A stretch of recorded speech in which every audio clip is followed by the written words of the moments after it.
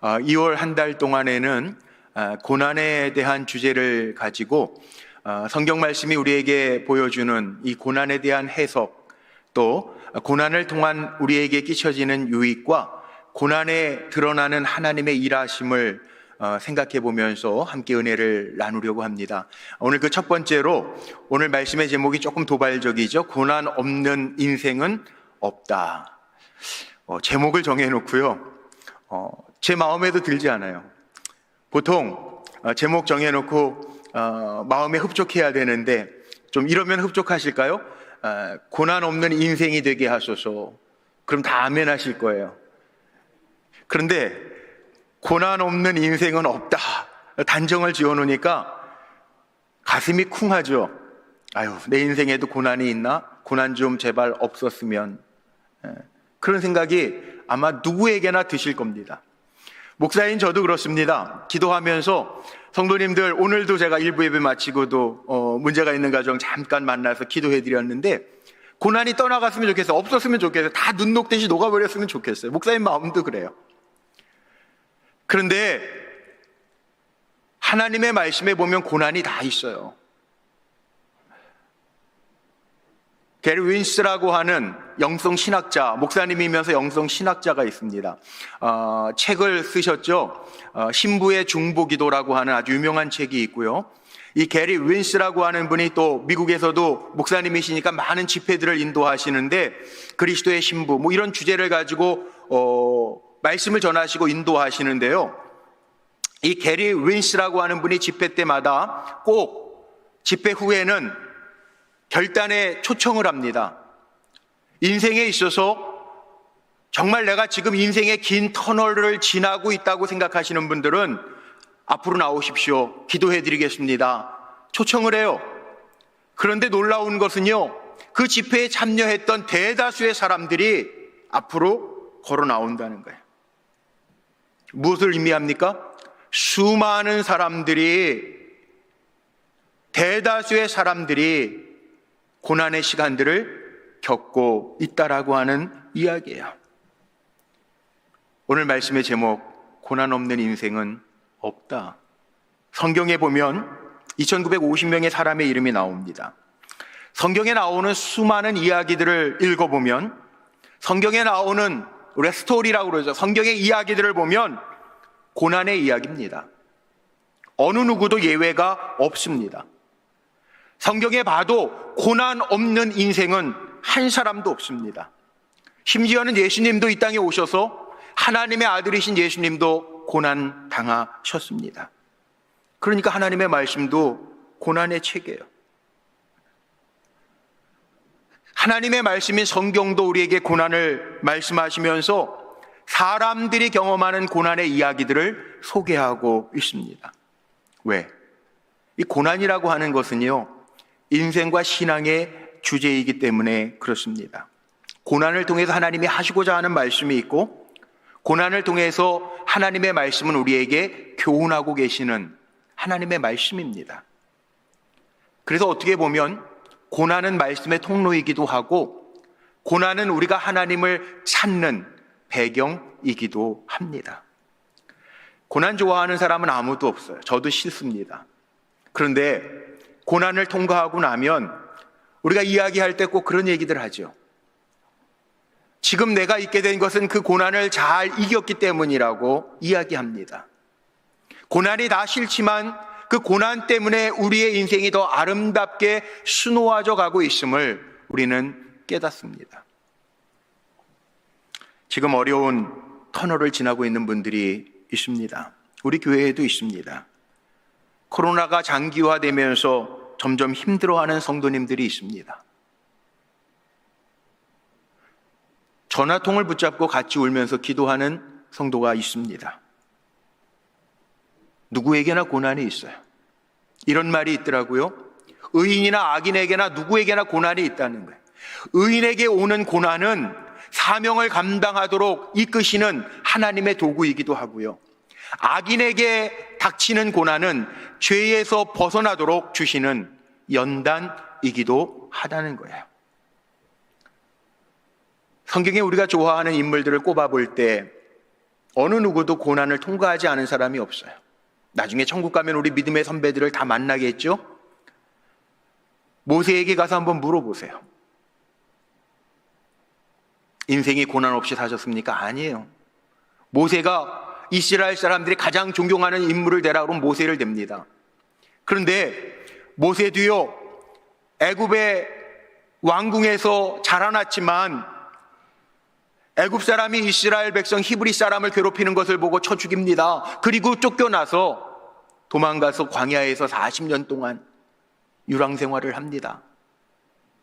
괴롭고 힘든 고난의 시간이었지만 그 시간을 지난 후에 광야를 잘 알았기 때문에 이스라엘 백성을 이끌고 민족의 지도자로 우뚝 설 수 있었던 것입니다.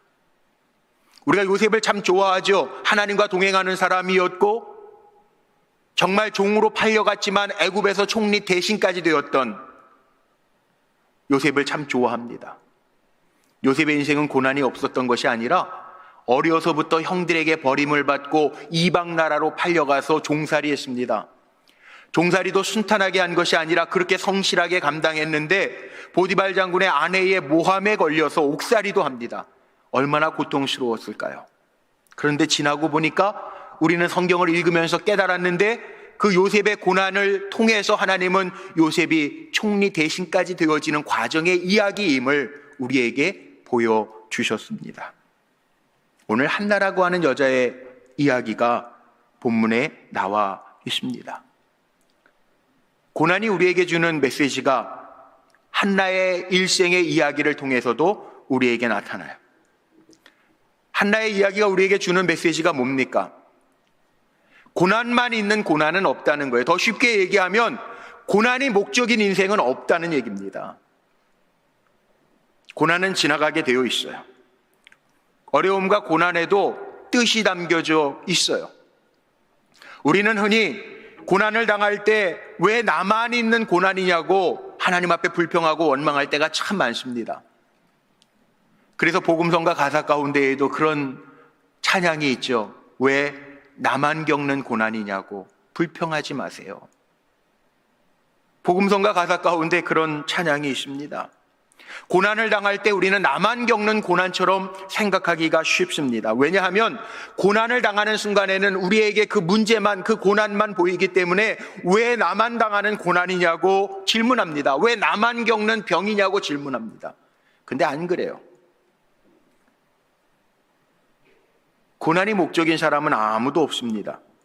그런데 대부분의 사람들이 고난만 보고 고난 속에 빠져서 고난만 묵상하다 보니까 내 인생의 아픔은 고난밖에 없는 것처럼 펼쳐지는 것처럼 보여져요. 한나의 이야기를 볼까요? 오늘 1절로부터 11절까지의 말씀을 읽었는데요. 한나가 아기가 없었다고 그랬어요. 그래서 하나님 앞에 나아가서 술 취한 여자처럼 날마다 기도합니다. 그런데 한나에게는 그 고난만 있었나요? 아닙니다. 오늘 본문에도 잘 보니까요, 한나에게 아이가 없었던 것도 있었지만, 문제가 있었지만, 고난을 겪었던 이유도 있지만, 분명한 것은 오늘 읽은 말씀 속에도 한나에게도 분명히 좋은 거 있어요. 5절 말씀에 보니까 뭐라고 나와 있냐면, 재물의 분깃을요, 그 남편 엘가나가 한나에게는요, 분인나와 그 자식들에게도 줬지만 한나에게는 갑절을 주었다라고 하는 표현도 있고요. 8절 말씀에 보니까 한나가 먹지도 않고 울기만 하니까 엘가나가 뭐라고 이야기합니까? 어찌하여 그렇게 울고 먹지 아니하냐? 내가 10 아들보다 낫지 아니하냐? 남편의 사랑까지 받아요. 그런데 한나에게는 이것이 전혀 위로가 되지 않습니다. 한나에게는 고난만 있는 고난처럼, 내 인생에는 왜 고난만 있지? 고난이 너무 크게 보이니까 분명히 분인나보다 남편에게 더 사랑받고 재물의 분깃도 갑절이나 받는데 그건 눈에 들어오지 않습니다. 한나가 경험하는 것은 없어야 되는 고난이 내게 있는 것만 보입니다. 우리 성도님들은 어떻습니까? 우리도 살아가면서요, 왜 이런 나에게 고난이 있지? 왜 이런 걸림돌이 있지? 이렇게 생각하면서 고백하면서 살 때가 참 많죠.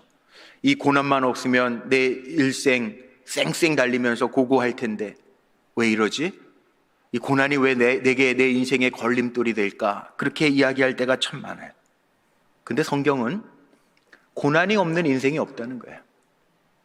성경 읽으면서 어떤 사람도 고난이 없는 사람이 아무도 없습니다. 고난 없는 인생은 아무도 없습니다. 결단코 없습니다. 그래서 성경은 뭐라고 이야기하냐면 고난은 걸림돌이 아닙니다. 고난은 디딤돌입니다. 우리 한번 좀 따라해 볼까요? 마스크 쓰고 답답하시겠지만 한 번만 고백하면서 따라합시다. 고난은 걸림돌이 아니라 디딤돌이다. 고난은요, 이런 명제는 좀 마음을 답답하게 하지만 고난은 인생에 필요한 거예요.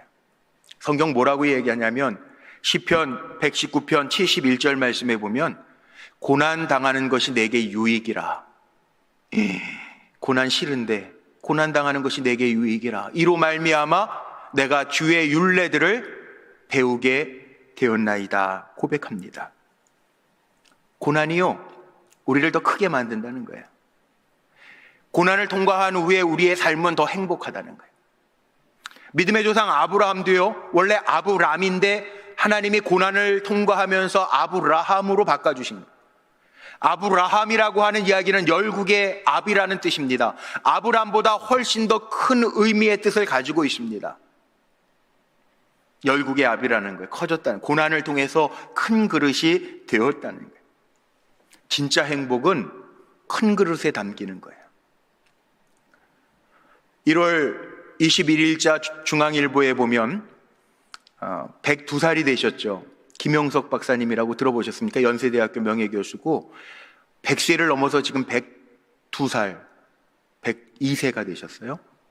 그분이 신년도 인터뷰를 했는데 SNS에도 많은 분들이 그분의 인터뷰 내용을 올려놨어요. 거기에 인터뷰의 내용이 보니까 102세를 사셨던, 102살을 사신, 지금도 생존해 계시고 건강하십니다. 이 김영석 박사님이 쓴 책들이 많이 나오잖아요. 인생 100세를 살아보니. 저도 그 책 다 읽었어요. 근데 인터뷰를 하시면서 기자가 질문을 합니다. 기자가 질문하는데 무슨 질문을 해요? 행복을 느끼지 못하는 사람, 누가 행복하지 않은 사람입니까? 라고 하는 질문을 하는데 이 김영석 박사님이 신년 인터뷰에서, 일간지와의 기자와 인터뷰에서 그런 대답을 해요. 두 가지의 부류의 사람이 행복을 느끼지 못한다는 거예요. 첫 번째 부류의 사람은 어떤 사람이냐 하면 정신적인 가치를 모르는 사람은 행복을 느낄 수 없다는 거예요. 무슨 얘기냐 하면 물질적인 거는요, 만족함이 없답니다. 돈 있는 사람이 더 조금 더 그리고 뭐 투자하고 불리고 만족함이 없대요. 물질에만 가치를 두고 사는 사람은 결코 행복할 수 없다는 거예요. 또 하나는 이기적인 사람은요, 행복할 수 없다는 거예요. 사람이라고 하는 것은, 이기적인 사람이 어떤 사람? 자기만 생각하는 사람이 이기적인 사람이에요. 사람은 사람과 사람과의 관계 속에서 커간다는 거예요. 성장한다는 거예요. 때로는 사람과 사람과의 관계 속에서 깨지기도 하고 사람과 사람과의 관계 속에서 배움도 가지면서 그릇이 커간다는 거예요. 우리 그런 말 간혹 쓰죠. 정말 인격이 된 사람은 그 사람 참 큰 그릇이야, 이런 표현 쓰지 않아요. 행복이라고 하는 것은 자기의 그릇에 담기는 거라는 거예요. 그런데 이기적인 사람은 절대 남을 배려하지 않기 때문에 그릇이 커갈 수가 없다는 거예요. 진정한 행복은 뭐예요? 정신적인 거에 가치를 두고 사는 사람. 진정한 행복은 다른 사람과의 관계 속에서 남을 배려하고 사랑하면서 느끼는 그런 행복이라는 거죠. 김영석 박사님이 기독교인이시고 한 세기를 넘게 살았던 철학자의 인생을 산 분의 이야기, 우리가 인생 선배님으로서 잘 마음에 담아야 될 이야기이기도 해요. 오늘 한나의 인생을 한번 볼까요? 아들이 없기 때문에, 자식이 없기 때문에 고통당하는 것처럼 형식적으로는 보여요. 지금 한나에게는 아이가 없다라고 하는 것이 걸림돌이죠. 왜? 지금 이스라엘 백성이 광야 생활을 지나서 가나안에 정착을 했습니다. 그런데 가나안에 정착하면서 농사를 농경 문화로 바뀌고 있어요.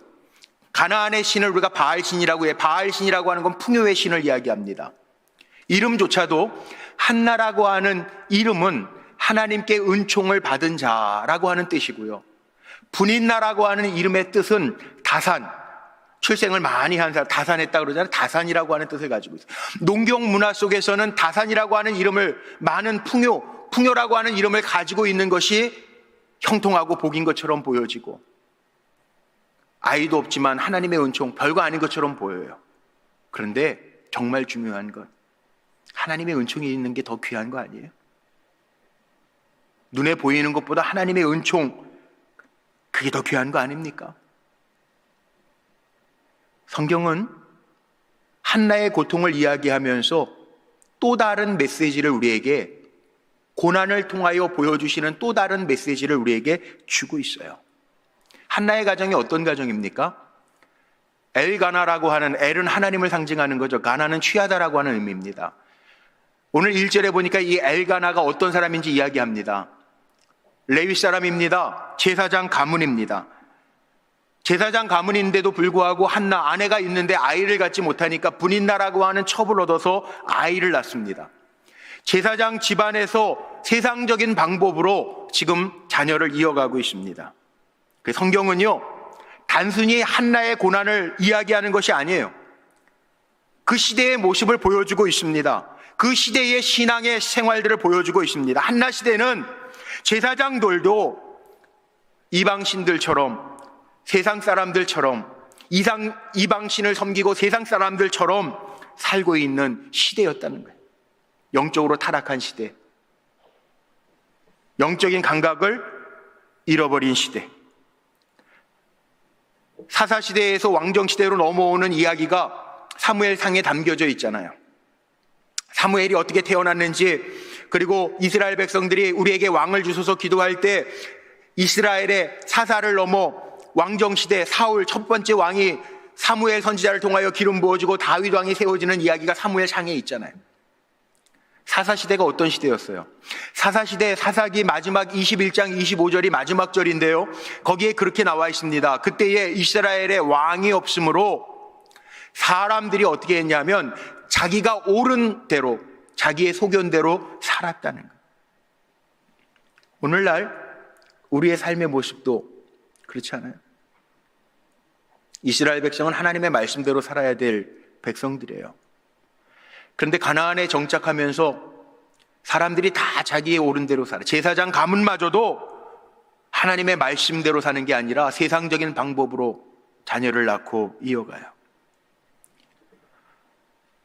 한나의 고난을 통해서 하나님이 주시고자 하는 메시지가 담겨져 있다는 거예요. 우리 믿음의 사람들은요, 고난만 해석하면 안 돼요. 고난만 보면 안 돼요. 고난 속에 담겨져 있는 하나님의 뜻을 볼 줄 알아야 돼요. 하나님은 고난을 통해서 우리에게 말씀하시고자 하는 메시지가 분명히 있습니다. 믿음의 사람은 고난 속에 담겨져 있는 하나님의 메시지를 읽어내야 됩니다. 고난을 통해서 하나님이 드러내시고자 하는 것들이 있습니다. 오늘 말씀에도 보면 한나의 고통이요, 하나님 모르신 게 아니에요. 아이 갖지 못하게 하신 게 하나님의 방법이었어요. 5절에도 그렇고 6절에도 그렇고 반복적으로 나오는데 하나님께서 임신하지 못하게 하시니, 5절 마지막에도 나오죠. 6절 말씀에도 뭐라고 나옵니까? 여호와께서 한나의 임신을 막으셨다는 거예요. 하나님이 하셨다는 거예요. 그리고 이 문제와 고난 속에서 한나는 하나님께 나와서 기도할 수 있게 하나님이 그 길을 열어 놓으셨다는 거예요. 아이가 없는 것이 한나가 하나님 앞에 나아간 이유입니다. 한나는 이 고난 때문에 하나님 앞에 나아가서 고난의 이유를 발견합니다. 우리도 마찬가지. 분명한 것은 고난 싫어요. 저도 싫어요. 우리 성도님들 다 싫을 거예요. 힘들고 어려운 시기를 만나면 이 시간이 빨리 지나갔으면 좋겠다. 지나는 갑니다. 그렇게 이야기합니다. 그런데 분명한 게 있습니다. 고난을 통해서 하나님이 우리에게 깨닫게 하시려고 하는 것, 고난의 시간에만 우리가 얻을 수 있는 것이 있습니다. 사람은 고난을 고통스러워서 다 싫어하지만 그 고통 때문에, 고난 때문에 우리가 얻는 것이 있다는 거예요. 고난의 시간에 우리가 얻을 수 있는 게 뭘까요? 제가 오늘 여기에 포커스를 좀 맞춰서 말씀 나누고 싶어요. 우리 다 고난 싫어하지만 고난을 통해서 얻는 게 있다는 거예요. 첫 번째는 고난을 통해서요, 우리는 돌아볼 수 있어요. 요즘에 뭐 전기 자동차 나온다고 그러고 뭐 좋은 자동차들 하도 많으니까 이야기들 많이 하죠. 근데 좋은 자동차는 물론 쌩쌩 잘 달려야 됩니다. 가고자 하는 목적지도 아주 고장 없이 잘 가야 됩니다. 더 중요한 게 있습니다. 자동차는 잘 가야 되지만 또한 운전자의 마음에 서야 될 때, 쓰고 싶을 때 잘 서야 됩니다. 그래야 좋은 차입니다. 인생도요, 평안할 때 잘 나갈 때는요, 돌아볼 틈도 없어요. 요즘에 고속도로 달리다 보면 그런 문구가 눈에 들어오더라고요. 속도를 줄이면 사람이 보입니다. 멈추었으면요, 눈에 환경이 들어와요. 우리 쌩쌩 운전하고 나아갈 때 운전하시는 분들 아시죠? 막 속도가 높아지면요, 앞에 주시하느라고 눈에 들어오는 게 없습니다. 근데 멈추었으면 풍경이 들어옵니다. 눈에 보입니다. 고난을 통해서 우리는 돌아봐야 돼요. 잘 나갈 때, 높을 때에는 안 보이는 것들이 고난 통과할 때 보이는 게 있어요. 요즘에 이 코로나 때문에요, 우리가 돌아보는 게 얼마나 많은지 몰라요. 이번 주에는 명절이 있다는데, 예전에는 명절날 되면 여성 부인들 증후군도 있다고 그러고 그러잖아요. 명절 증후군. 근데 막상 지난 추석에도 그렇고 금년 설에도 그렇고 사랑하는 부모님들도 뭐 물론 다른 날 만나면 되겠지만 만나지도 못하고 5인 이상 모이지도 못한다고 그러니까 더 가족들이 소중하게 느껴지고, 또 요즘에 다 마스크를 쓰고 계시니까 얼마나 불편하십니까? 찬송할 때도 불편하고 생활할 때도 불편하고 불편해. 예전에 마스크 안 쓰고 다닐 때는 숨 쉬는 거에 대한 감사가 없었는데 요즘에는 숨 쉬는 것 하나 가지고도 감사해요. 마음껏 숨 쉴 수 있다는 게 이게 행복이구나. 돌아보는 거예요. 고난이 없었을 때 몰랐어요. 근데 고난이 생기니까 돌아볼 수밖에 없어요. 고난 때문에 우리는 하나님 앞에 더 나아갈 수밖에 없다는 거예요. 한나가 당하는 고난 때문에 한나도요, 하나님 앞에 나아갑니다. 오늘 6절 말씀해 보니까 여호와께서 그에게 임신하지 못하게 하심으로 그의 적수인 분인나가 그를 심히 격분하게 하여 괴롭게 하더라. 7절에도 매년 한나가 여호와의 집에 올라갈 때마다 한나가 울고 먹지 아니하니, 자기 신세도 처량한데 사람 때문에 더 속상해요. 하나님 앞에 나아가요. 과연 고난이 없었더라면 한나가 하나님 앞에 나아가서 울부짖을 수 있었을까? 참 이상하게 제가 목회하면서도 보니까 고난이 크면 클수록 우리는 더 깊이 돌아보게 되고, 문제가 있으면 있을수록 하나님 앞에 나와서 울 수밖에 없더라고요. 하나님 앞에 나와서 울고 기도하면서 돌아볼 뿐만 아니라 돌아보면서 고난의 이유를 하나님 앞에 묻죠. 그래서 고난을 통해서 우리가 얻는 게 있어요. 고난의 이유를 찾습니다. 하나님 앞에 묻습니다. 왜 이런 고난이 나에게 있을까? 돌이켜보면서 하나님 앞에서 묻다가, 그렇지, 하나님 나를 낮추시려고 그러지, 하나님 나를 새롭게 빚어가시는 하나님이지 깨닫습니다. 오늘 한나의 고난도 마찬가지. 하나님이 한나를 빚으시고 만져주시고요, 또 사사시대에 다 하나님의 뜻대로 살지 못하고 자기의 소견대로 사는데 하나님은 참 선지자가 필요하셨기 때문에 사무엘 선지자, 참 선지자를 세워가시는 그런 고난이었다는 거예요. 사무엘이라고 하는 이름 뜻이 하나님께 구하여 얻었다라고 하는 뜻을 가지고 있습니다. 고난을 통해서요, 고난의 이유를 찾았고, 돌아보면서 고난의 이유를 찾자마자 어떻게 됩니까? 한나도 깨닫습니다. 고난을 통해서 깨달음을 얻어요. 우리는 고난의 시간 빨리 지나가는 것으로만 끝나면 안 돼요. 깨달아야 돼요. 고난을 통해서 깨달을 것 깨닫고 고난을 통해서 성장해야 돼요. 유행가 가사 가운데에도 그런 가사 있잖아요. 아픈 만큼 성숙해지고. 고난이 지나가면서요, 우리는 성장해야 돼요. 고난 끝났다고 끝이 아닙니다. 고난의 시간을 통해서 하나님 안에서 우리가 성장해야 됩니다. 한나가 그랬듯이 고난을 통해서 하나님 앞에 나와서 엘리가 볼 때 술 취한 사람처럼 보였지만 깨닫고 하나님 앞에 나아갈 때 하나님 태의 문을 여시죠. 왜냐하면 제사장 가문에 아이가 없다라고 하는 것은요, 한나의 고통이기도 하지만 하나님의 고통이기도 해요. 제사장이 누구예요? 하나님 앞에 예배하는 자들 아닙니까? 하나님을 진실함으로 섬기는 자식이 없던 시대라는 거예요. 홈니와 비느하스 얘기가 오늘 읽은 3절에 나옵니다. 홈니라고 하는 뜻이 뭔지 아세요? 손바닥, 손으로 행하는 자 뜻이에요. 비느하스, 검은 자, 까만 사람이라는 뜻이에요. 제사장 가문의 엘리의 아들들도요, 하나님 잘 섬기는 자가 되어야 되는데 손으로 행하는 자, 인간적인 능력으로 행하는 자라는 뜻이죠. 하나님 앞에 정결해야 되는데 검은 자라는 뜻이죠. 그런데 하나님이 참 찾으시는 참 선지자 사무엘을 세우시기 위하여 한나에게 기도로, 고난을 통하여 기도하게 하시고, 그 기도를 통하여 하나님께 구하는 자 사무엘이라고 하는 아이를, 제사장을 얻습니다. 한나가 고난을 통해서 하나님의 뜻을 깨달아요. 그거 어떻게 알았냐고요? 오늘 읽은 11절 말씀에 보면 한나가 하나님 앞에 서혼 기도를 하죠. 하나님, 나를 돌보아 주셔서 이 여종에게 아들을 주시면, 내 고통을 돌보아 주시고 나에게 아들을 주시면 그 아들 머리에 삭도를 대지 아니하고, 이 나실인 서약입니다. 하나님 앞에 드리겠다는 거예요. 그래서 어린아이를 실로, 제사장 엘리의 그 실로의 성소에다가 맡기고요, 한나와 엘가나가 사무엘을 보러 해마다 옷을 지어 오는 얘기가 사무엘상 뒤에 나옵니다. 한나가 하나님의 뜻을 깨달아요. 고통에도요, 분명한 하나님의 뜻이 있어요.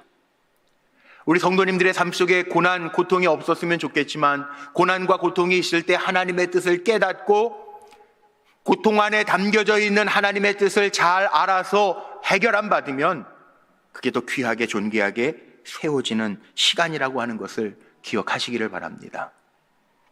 고난을 통해서 마지막 얻을 수 있는 게 있어요. 깨달을 뿐만 아니라 그 깨달음을 통해서 우리는 정말 보석처럼 우리의 인생이 만들어진다라고 하는 사실입니다. 한 번쯤은 들어보셨을 텐데요, 여자분들 진주라고 하는 보석 참 좋아하죠. 진주가 보석 중에 보석인 이유가 있답니다. 뭐 다이아몬드 같은 거는 탄소 결집체니까 광물질인데, 이 진주는요, 생명으로부터 얻는다는 거예요. 조개가 숨을 쉬다가 모래가 몸속에 박히면 그게 아파서 괴로워서 조개 안에서부터 액체가 자꾸 나와서 그 이물질을 감싸게 된답니다. 그게 시간이 지나면서 그 액체가 계속 그 아픔 때문에 나와서 그 모래를 감싸면서 진주가 되는 거라는 거예요.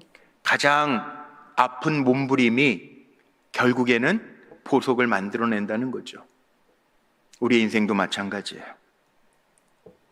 한나도 그랬어요. 이 아픔 때문에 하나님 앞에 나오잖아요. 고난 때문에 고통이 찾아올 때마다 하나님 앞에 나가잖아요. 분인나가 자기의 마음을 격동시킬 때마다 하나님 앞에 가서 울잖아요. 남편 엘가나가 아무리 잘해준들 제사장이었던 엘가나마저도 이상한 행동할 때 한나는 하나님께 나아가서 울고 기도하잖아요. 근데 참 신기한 게 하나 있습니다. 한나가요, 남편 엘가나나 첩이었던 분인나와 다퉜다라고 하는 얘기가 오늘 안 나와요. 보통 짜증나면 당신 그럴 수 있냐고 그러고, 분인나 첩이 자식이 있는 것 때문에 위세등등하게 자기를 괴롭히면 맞서야 될 텐데, 오늘 본문에 보니까 한나가 분인나나 엘가나와 싸웠다라고 하는 이야기는 어떤 한 구절 속에서도 찾을 수가 없어요. 한나는 하나님께 나와서 겨루고 있어요. 하나님 앞에 기도하고 있어요. 미친 듯이 하나님께 나와서 울부짖어 기도하며 마치 술 취한 여자처럼 보일 때까지 하나님 앞에 나아갔어요. 고난을 통해서 한나의 모습을 보니까 고난 속에서 사람과 싸우지 않습니다. 우리 고통스러우면 우리들에겐 그런 마음, 누가 나 한번 건드려만 봐, 내가 그냥 갚아줄 테니까. 우리 인간에게 그런 마음들이 있잖아요. 근데 한나는 그렇게 안 했다. 고난 속에서 사람과 다투지 아니하고 하나님과 겨루고 있어요. 이게 다릅니다. 사울 왕은 어려울 때 사람들이 다윗을 축복하는 사람은 만만이고 자기를 축복하는 사람은 천천히요. 그럴 때 시기심이 생겨서 다윗 죽이려고 다윗과 싸웁니다. 그런데 다윗은 사울과 싸우지 않습니다. 오히려 하나님이 기름 부은 종인데 내가 죽일 수 있는 기회 속에서도 죽이지 않습니다. 이게 다윗입니다. 우리가 고난을 당할 때 마찬가지입니다. 우리는 어떤 사람이어야 돼요? 하나님과 씨름하는 사람이어야 돼요. 하나님 앞에서 문제를 풀어가야 돼요. 고난이 없었으면 좋겠지만 혹이라도 내 인생에 고난이 찾아올 때, 고난 없는 인생은 없다고 했는데 내게 고난스럽고 고통스러울 때 우리는 사람하고 해결하면 안 돼요. 성경의 어느 누구도 사람과 승부를 보지 않습니다. 대표적인 인물 야곱이 있죠. 야곱이 형을 속여먹기는 했지만 그의 인생도 고난이에요. 외삼촌에게 속아요. 그리고 결국은 20년 후에 고향 하란 땅을 떠나 다시 부엘세바 땅으로 돌아옵니다. 그런데 형이 두려운 거예요. 야복강에서 다 자기의 종, 가축, 식구들 보내고 나서 야곱은요 야복강가에 혼자 남아요. 그리고 누구와 씨름합니까? 하나님의 사자와 씨름하죠. 환도뼈가 부러졌습니다. 그런데 야곱에게는 너는 이제 더 이상 야곱이라 하지 아니하고 하나님의 사자가 이야기합니다. 이스라엘, 하나님과 견주어 이겼다라고 하는 이름을 바꿔줍니다. 마찬가지. 한나의 이야기를 통해서 우리에게 고난 없는 인생은 없다라고 하는 것 보여주는 것뿐만 아니라 우리에게 고난이 다가올 때 인생의 목적은 고난만 있는 인생이 없는데 인생의 목적이 고난인 사람은 아무도 없습니다. 그러나 하나님이 원하시는 것 있어요. 인생에 고난스럽고 고통스러울 때 우리는 사람과 견주는 사람이 아니라 하나님과 겨루어서 그 고난을 통하여 승리하는 삶을 살아야 된다라고 하는 사실입니다. 고난을 통해서 하나님 우리에게 경험하게 하시는 거 있어요. 우리는 그거 읽어내야 돼요. 고난을 통해서 하나님 깨닫게 하시는 거 있어요. 그건 그거 얻어내야 돼요. 인간 다 죄인이에요. 하나님 앞에 서면 다 죄인이에요. 큐티하다 보니까 이런 글을 제가 읽었습니다. 1%의 죄인과 100%의 죄인이 있다는 거예요. 1%의 죄인은 어떤 사람이냐? 1%의 죄인은요, 다른 사람과 비교하면서 나는 저 사람보다 나은데 이런 마음을 가지고 사는 사람이 1% 죄인이라는, 난 별 문제가 없는데 저 사람이 문제야, 그러면서 사는 사람이 1% 죄인이라는 거예요. 100% 죄인은 어떤 사람이냐? 하나님 앞에 나는 죄인입니다. 나는 내 자신을 돌이켜보니까 감히 하나님 앞에 설 수도 없는 사람입니다 라고 고백하는 사람, 그 사람이 하나님과 겨루는 사람이라는. 어떻게 보면요, 하나님 앞에는요 1% 죄인 없어요. 다 100% 죄인이에요. 우리가 하나님의 거룩하심에 완전하심에 비교할진데 어디 하나님과 견줄 수 있습니까? 우리 100% 죄인이잖아요. 사람 때문에가 아니라 나를 향하신 하나님의 뜻이 있음을 우리는 고난을 통하여 깨달아야 된다라고 하는 사실입니다. 이제 말씀 제가 정리하고 마칩니다.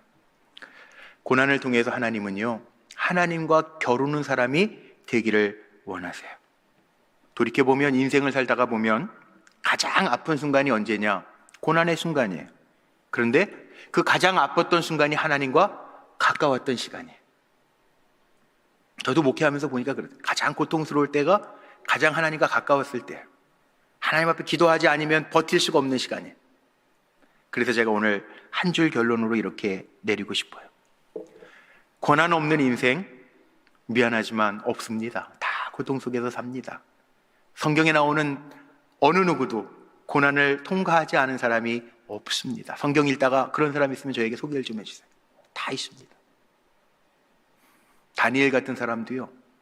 데니얼, 우리 한국 사람들이 제일 좋아하는 성경 인물이 데니얼. 애들이 외국에 제가 이민 생활할 때 애들 데니얼 되게 많아요. 김데니얼, 이데니얼, 박데니얼 다 많아요. 데니얼도요 높아지기는 했지만 풀무불에도 들어가 고난 다 겪었어요. 우리가 고난의 때라고 생각되면 하나님 가까이 오라고 하는 때구나 깨닫고 하나님과 겨루어서 고난을 통하여 오히려 하나님과 가까워지는 때라고 하는 거 생각하면서 하나님이 인정하시는 귀한 일꾼들이 다 되시기를 주님의 이름으로 축복합니다.